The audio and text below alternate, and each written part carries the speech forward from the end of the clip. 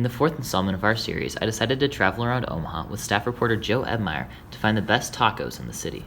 The first stop on our adventure was Dos de Oro's taco truck.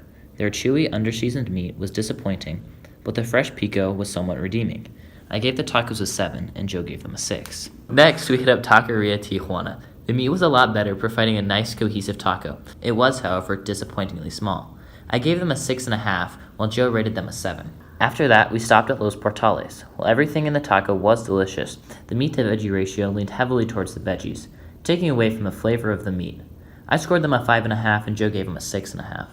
Then we headed north to Benson to try the Javi Taco. Neither of us had very high expectations going in, but the perfectly seasoned meat had a nice crisp to it that blew us both away. The only thing holding the tacos back was the slightly disappointing tortillas. We both gave them an 8.5. The Javi Taco was a tough act to follow, but Mas Chingon did a pretty good job.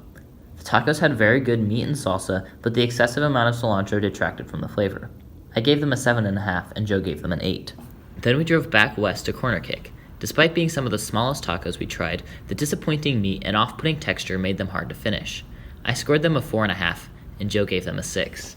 Although many regard Lenas as some of the best tacos, both of us were heavily disappointed by the lack of the flavor throughout the taco.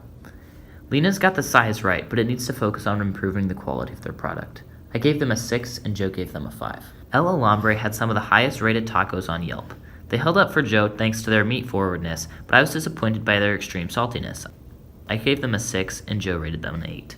Our journey concluded at 180th and Q at Javi's Tacos.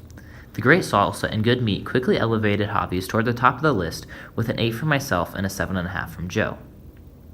With an obscene number of tacos down, the underdog came out on top with a victory for the Javi Taco. This has been Joe Ebmeyer and Evan Vaslow for the MWHS Wildcat News.